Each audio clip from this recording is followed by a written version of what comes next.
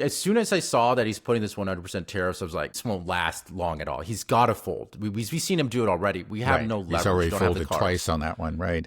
Right. So, I mean, this is what he does. He always puts tariffs on China, threatens says, and then China says, piss off. We don't care what you say. And then Trump gaslights everyone and says, oh, I made some kind of great deal with China, and now we can remove the tariffs.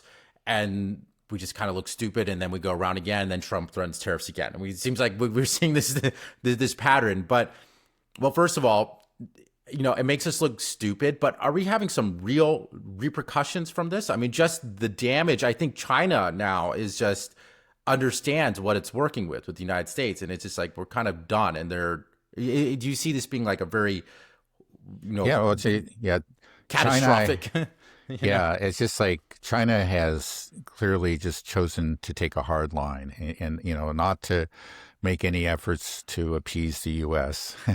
They used to, try to, avoid conflict, to always lower the temperature. But that's just not true. This year we saw the response to the initial tariffs that Trump opposed, back in the spring, and China came right back, with reciprocal tariffs. And then in the last few weeks, we've seen them, take other measures. Where before they were trying to at least make the appearance of complying with these anti-Russian sanctions, they've essentially abandoned that. They're just like, we really just don't care anymore. We're buying Russian oil. Our banks are working with Russia. If you want to put sanctions on, that's your problem. It's like, we don't care what you do. We're not going to really, to comply with these clearly unjust laws that violate our sovereignty. And most importantly, it's just very recently, they tightened up the restrictions on the rare earths, especially those that have military uses. That was the focus.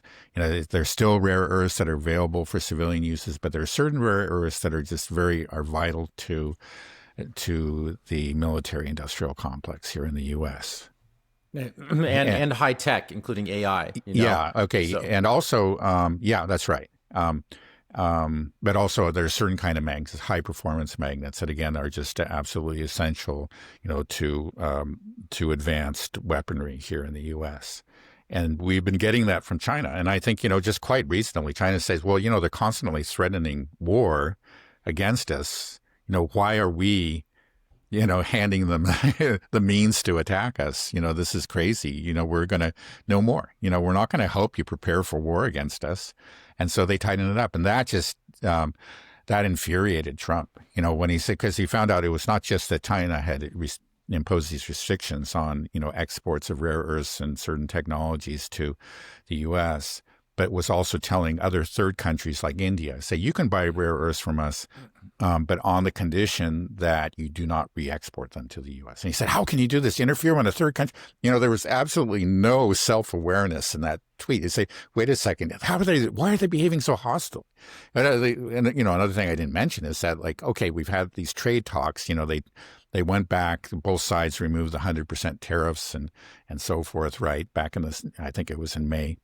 But the U.S. has continued to slap restrictions, have targeted certain industries and companies within China. And, it continued to behave in this very hostile way. Now, China has responded, and it's like, I can't believe this, why they're so hostile and even, interfering in our relationship with other countries. This is something that the U.S. does every day and has done for years and years. There's just no self-awareness. But I think it's true. It's just like, we are the hegemon. And you're not. That's it. There's one standard for us, another for you, and that's just so clear. In the reaction. I remember like back. It was actually in the Obama years. Prior to the SMO. Well, yeah, both the Obama years and previous Trump administration. But there was, we began shutting down consulates and reducing staff, in the Russian embassy here. These were hostile actions taken against Russia. And then, but when Russia responded, initially Russia didn't respond. They tried to appease, like tried to lower the temperature. I remember, I think it was with Obama's first, it was some measures that he took against the Russian embassy, at the end of his term, his second term.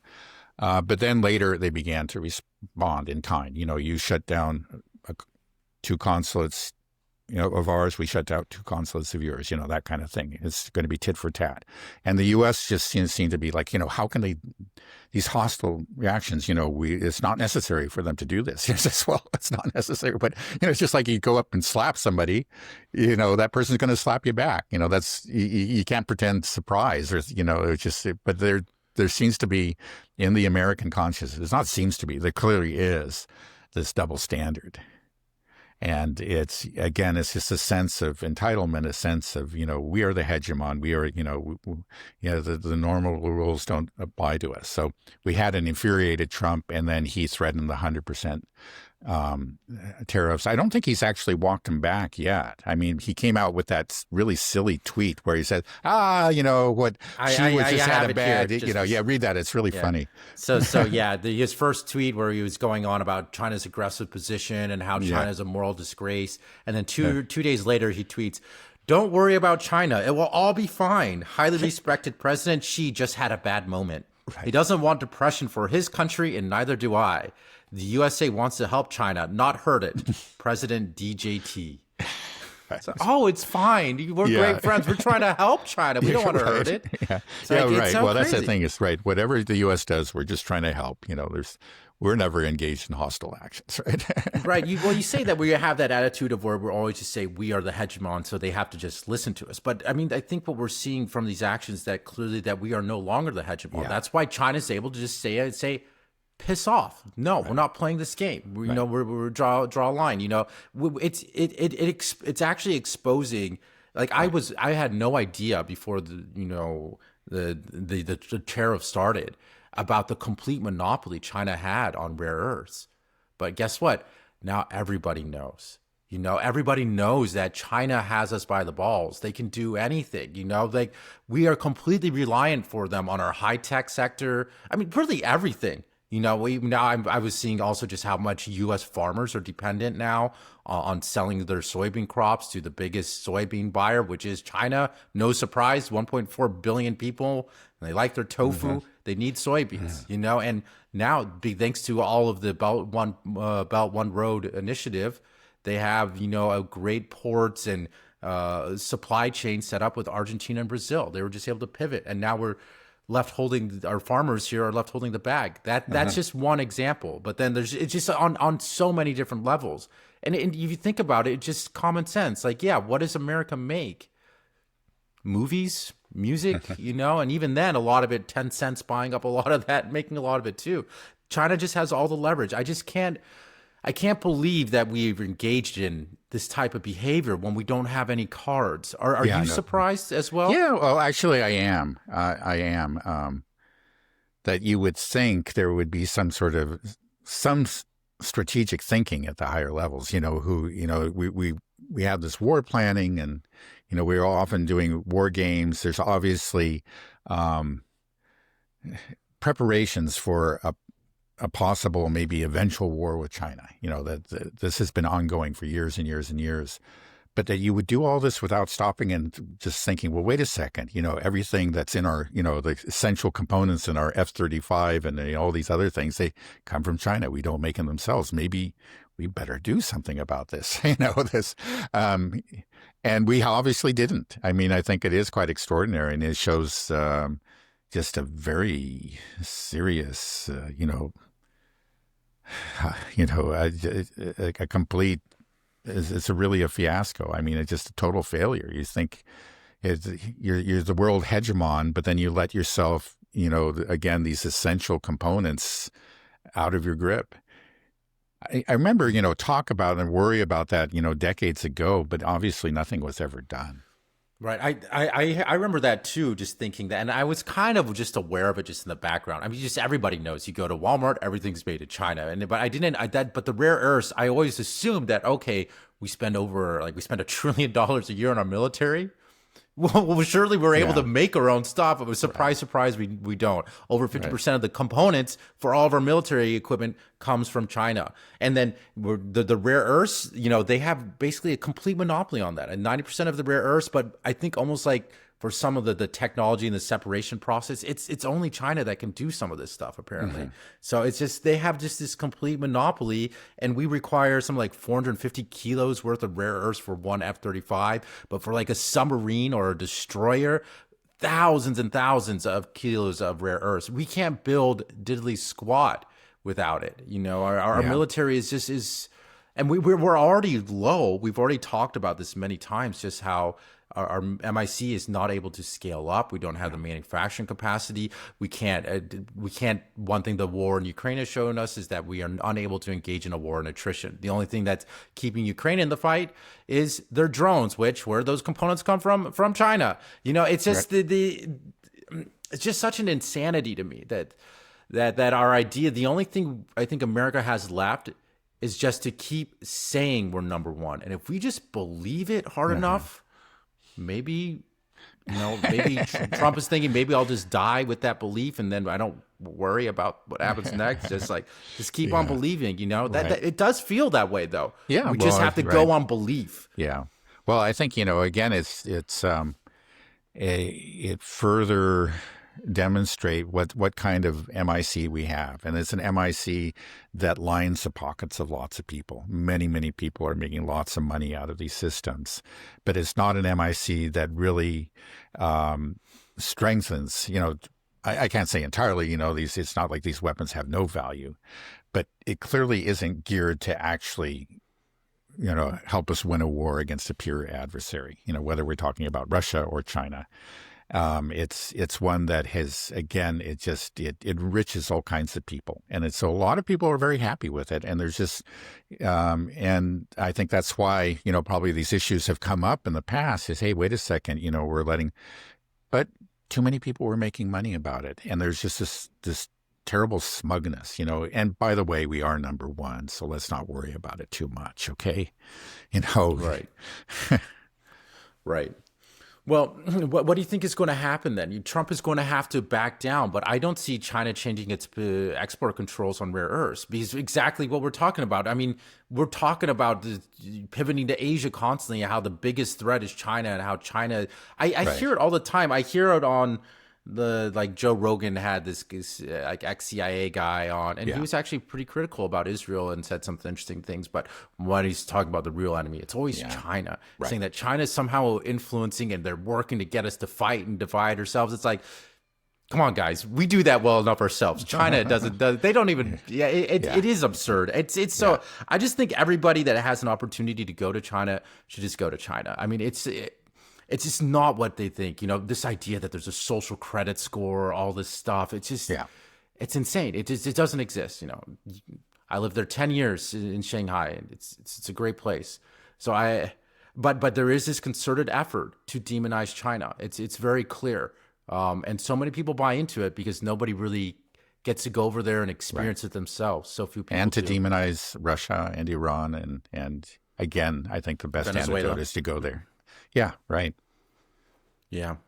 Well, so then what do you think will happen, though? Because if China truly does have this monopoly, and they seem to be, they understand that the way that the U.S. is going and behaving, that, okay, well, we're sorry, we're cutting you off, no more. And if that's the case, then not only is our MIC screwed, so is much of our tech sector, right? And we're seeing some other interesting moves. I don't know if you saw this as well. Just today in the Netherlands, there's a Chinese chip company there. I guess it's owned by a Chinese chip company. But the Dutch government just enacted some wartime power that they've never used before to just nationalize it. Say, sorry, we're taking over. Right. We're taking over your whole chip company for security reasons. Right. It was a subsidiary of a Chinese company. I think it had a Chinese CEO, and they're just taking it over. Right. Right. Yeah, no, that's quite extraordinary. It's a part of this economic war. And but we can't win the economic. We don't make anything. I don't understand, why do you want to get in an economic war when you have no economic might behind you? No, I think it is very foolish. I agree. It's to say, okay, be honest. Hey, like if you want to you realize there's a problem here. Like, for example, we've become too dependent on China. The solution is to build up our own industries, and to say, okay, we're going to have, maybe this is going to be a 10-year project or 20-year project. We took a wrong turn decades ago. We're going to go on a new course. Because, China made these decisions, strategic decisions. They actually did, identify critical industries 20, 30 years ago and began working on them. And we're just going to have to do the same. I mean, maybe it's hard for us to do. We're very kind of allergic to planning, but the thing is, we can do it. We've done it in the past, and you can worry in the past. Yeah, I don't think I know. we can. I have the sense that we can't anymore. But there was an America that could have done it before. Right. Again, we back put a when man on the everybody moon. was- It's we could. Yeah, pre-World War II, we were doing. Yeah, right. When we were wearing high pants and talking fast, and then that's when things were getting done. But now it seems like, there's no way we can't plan 1 year in the future or the next day in the future. Right. Doing a 20, 30 year plan, no. Yeah, again, like I say, we just have a very corrupt system. When it comes to this, that again, it reaches a lot of people, and they're gonna fight any real change. And so I think that real change is very unlikely. Right, and there's just so many like bureaucracies and other things as well, just to slow things down, that everybody will want to wait. You just see it. Like, you remember that bridge that fell down, and I don't know if it was in Boston. Some ship ran into it and it collapsed. It was a couple of years ago. Was it Baltimore or something? Baltimore, maybe something like Baltimore, but somewhere in the Northeast. But anyways, that's been like 2 years now, and I saw an update. They put like one pole sticking out of the water so far. That's all that's been done. Right. And it's like we can't even repair this existing infrastructure. It's been 2 years where, you see China, they built the world's highest bridge, massive, in about the same amount of time. Right. Or, Gavin Newsom's high-speed rail. There's just like 1 kilometer of track in the desert that took them 10 years and cost billions of dollars. So you just know that the corruption is so deep that we better get zoning permission for this, but it'll cost $20 million, and we'll sit at the office and people will pay, and then we'll talk about it, go through this other bureaucracy. It doesn't get done. We just know that we can't do it anymore. We don't have that capability to build.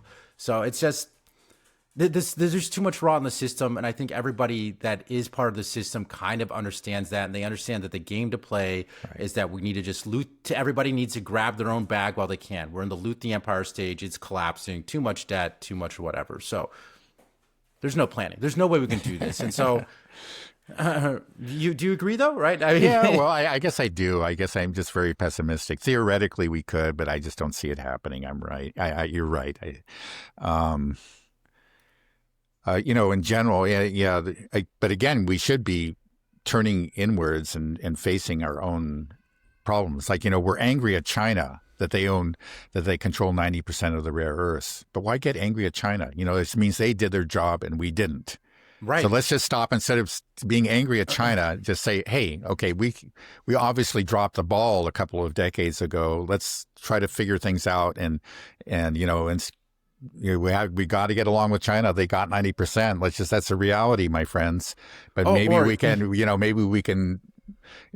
do things to actually, improve our situation at home so that we're not so weak vis-a-vis China, and rather than lash out at them, seize their companies, impose more fines on their, their CFOs or whatever. Well, we arrested the CFO of Huawei, then. Right. That was in Canada, I think. Right. Right. But I mean, the very obvious stance to take is, if you see somebody that has done something very well, don't get jealous and angry.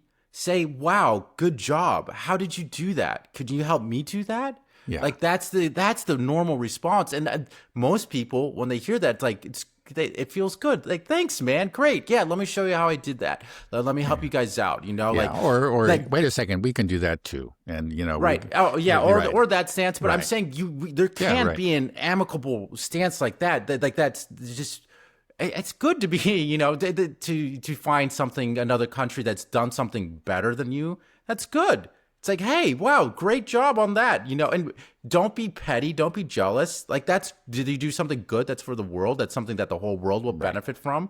Fantastic. Well, maybe we can work on building some of that stuff too. How'd you do it? What, there's so much opportunity to share. Like if Russia, if the U.S. was able to adopt that sort of policy, it's kind of the relationship we're kind of seeing a bit more between Russia and China that we're being forced into.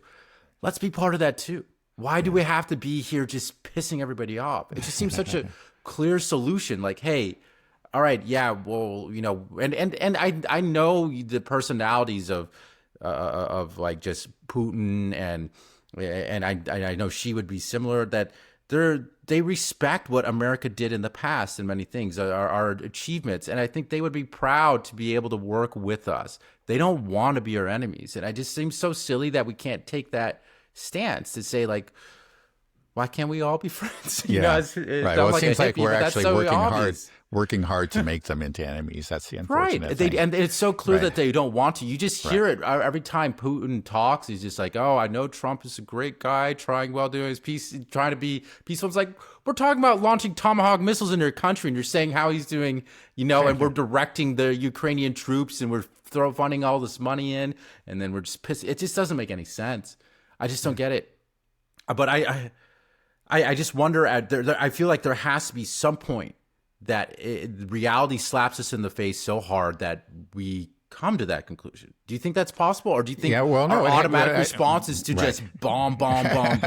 I think at some point we will. I just don't know how far it's going to go. It may go all the way to World War III. I don't know. Clearly, even though reality is starting to hit us, slap us in the face in different ways, and you can say, well, there's the economic war against China, which we clearly lost the first round, and then we threatened the second round, but then backed out of that, and looks like we're going to back out of a third round because, the reality is there. Don't forget also the economic war against Russia, and what a miserable failure that is. There's still really no admission of that, but it was a horrible failure, and most of the world can see it. And I'm sure that at some point, I don't know, at some point, it's going to get through. But I'm not going to make any predictions when, because obviously it's not just Trump, but it's the establishment. It's more than the establishment. Again, it's the American people have invested so much in the sense that we're number one, and that we almost have a divine right to be number one. And how dare you suggest otherwise? Again, that's not going to go easily, but it will have to go. Again, reality will win in the long run, and I don't know. It'll probably take more than one crisis that eventually to drive it home. Yeah. Well, you say that Trump will back down. I think he will have to some extent, but I think this one will be a little bit different because these export controls on the rare earths, if China doesn't remove them, it is right. It's a stranglehold on our MIC, and it's right. And that's the probably AI what sector as well. That's probably what happened is that actually his close advisors came to him and said, "Man, the Chinese have done this. We're in deep doo-doo here.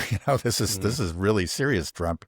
We got to do something about this." And we saw the emotional response to that long tweet and the 100% tariffs. So again, it's not like everything that Trump does is not carefully thought out. That's the problem. We have somebody on the one hand, we have a country and a government that has been planning this for decades. And then we have, in the U.S., we have Donald Trump, and that just means, again, these tweets, it's not decades of planning, but it's just an emotional response where very little, if any, thought is put into the consequences, and so this is where we are. He's flailing about, and he's going to lose this too. He hasn't. The Chinese have got all the cards. They've been working on getting those cards, assembling those cards over the years and the decades, and we have no cards. Yeah, right. You can vent all you want, and you can threaten all you want, but in the end, you're going to lose. You haven't prepared for this, and your threats are empty at this point. Yeah, I mean, it'll be interesting to see because I don't know. Either the U.S. has to make some big concession and to China, and then be able to get access to rare earths, or China just might just be like, it doesn't matter what you say, your aggressive rhetoric and posturing, and the everything over Taiwan, the South China Sea, we're not giving you any of these things because you're talking about attacking us. So why would we do that? Right. And and if that's the case, then we're just screwed, because we won't be able to develop that industry the way our government works. We'll probably never develop it. But even if it was working efficiently, like you said, it'd take 20, 30 years to be able to catch up to anything slightly remotely similar, to at least be self-sufficient, in the process that China has developed, So I don't know. It's going to be interesting to see. I really don't know how this one's going to play out, but I don't think Trump is going to be able to just pull a reverse Uno like he's did on all the other ones, and just say like, oh, okay, yeah, deal, and nothing really happened, just remove the tariffs. I don't know what's going to happen here. Yeah. You want to make a prediction? I'm not going to make any predictions about Trump. I think that's a mistake. Okay. All right. Well, Dad, I think we can end it there. Sure. We've gone a little bit longer. All right. Well, have a good rest of your day, and I'll talk to you on Wednesday. Very good. Okay. Talk to you then. All right. Bye-bye. Bye-bye.